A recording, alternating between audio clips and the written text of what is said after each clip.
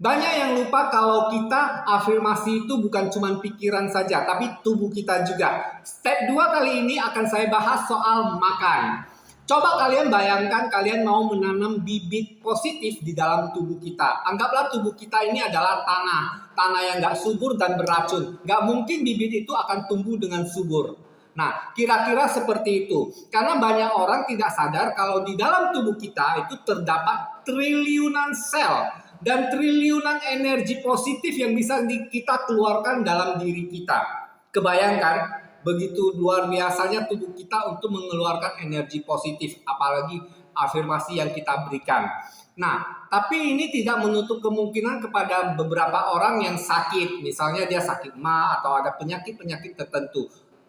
Tidak semua sel itu sakit. Ya, jadi mah kita doang bagian-bagian sel itu yang sakit, tapi bagian sel yang lain masih sehat yang bisa membantu penyembuhan kita, apalagi untuk afirmasi kesehatan. Nah, jadi kita juga harus menjaga apa yang masuk di dalam tubuh kita. Gak mungkin juga kan kalau misalkan kita itu afirmasi dalam keadaan mabuk atau dalam keadaan lemas, itu kayaknya kurang bagus. Itu salah satu faktor kenapa kita afirmasinya bisa gagal. Ini step yang kedua. Kita harus memperhatikan apa yang masuk ke dalam tubuh kita.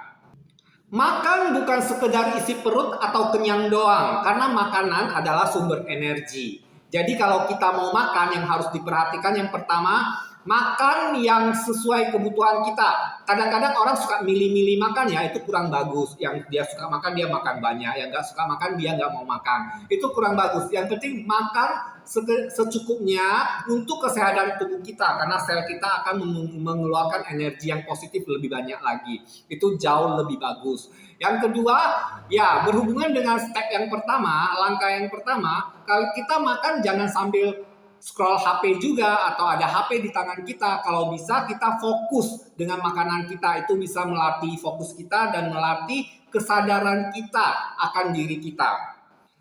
Jadi tubuh kita ini bukan tempat sampah. Jadi tubuh kita itu adalah rumah. Kebayang kalau rumah kita kotor, bagaimana kita bisa berafirmasi? Jadi kalau kita mempunyai rumah yang bersih dengan energi yang positif, afirmasi kita itu lebih berhasil.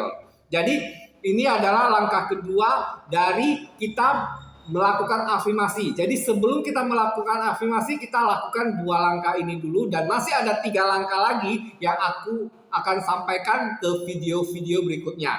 Saya minta supportnya seperti biasa, subscribe, komentar, share, dan like supaya channel saya ini berkembang. Dan kita bisa saling sharing afirmasi kalian seperti apa dan apakah kalian sudah berhasil atau tidak. Sampai ketemu di video yang ketiga, step yang ketiga, langkah yang ketiga.